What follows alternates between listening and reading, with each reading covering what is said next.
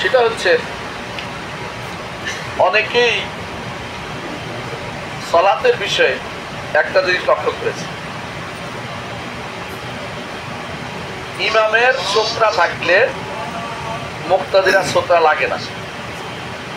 অনেক ভাইকে দেখছি পরে আসছে এই জন্য আগাচ্ছে না, ইমাম মুক্তাদির সামনে দিয়ে চলে যাবে। সকল মাযহাবে এটা মত, এটা কোনো আমাদের কথা নয়, এটা একটা হানাফি মাযহাবের মত।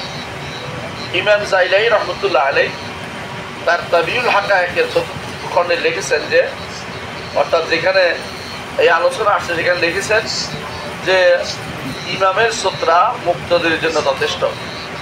আমার অর্থাৎ ইমামের সামনে দিয়ে না গেলে আপনি মুক্তাদির মাঝখান দিয়ে যেতে পারবেন। আরামের শরীফে এটা অনেকেই সেখান দিয়ে যায় বলে অনেকে ওরা এরা নামাজের আগা দিয়ে হাঁটে না, নামাজের আগা দিয়ে হাঁটে না। ইমামের নামাজের আগা দিয়ে হাঁটা নিষেধ, মুক্তাদির নামাজের আগা দিয়ে হাঁটা নিষেধ নাই। এই মিনাতে আব্দুল্লাহ ইবনে আব্বাস রাদিয়াল্লাহু আনহু আসছেন, আসে দেখেন যে রাসূলুল্লাহ সাল্লাল্লাহু আলাইহি ওয়াসাল্লাম সালাত আদায় করছেন সাহাবীদের নিয়ে। তিনি বলছেন ফামারার দুবে বাদু সুফু, আমি কিছু কাতারের মাঝখান দিয়ে আমার গাধা নিয়ে চলে গেছি। গাধা নিয়ে গেছে, একা নয় শুধু। বুঝছেন তো কথাটা?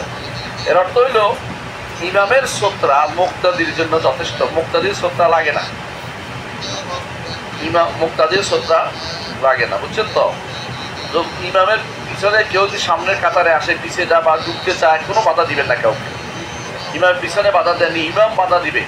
আর একা নামাজ পড়লে বাধা দিবেন, একা নামাজ পড়লে হাত দিয়ে বাধা দিবেন, দৌড়ে দদ্দুর পরে হাত দিয়ে বাধা দিবেন। এর বাইরে দিয়ে চলে গেলে আপনার দায়িত্ব না। সেই জায়গার বাইরে দিয়ে কেউ গেলে এটা আপনার দায়িত্বের ভিতরে পড়ে না। কথা বুঝছেন তো? সেই জায়গা পর্যন্ত আপনার, এর বাইরের জায়গাটা আপনার না। বুঝাতে পারছি? 3 নম্বর,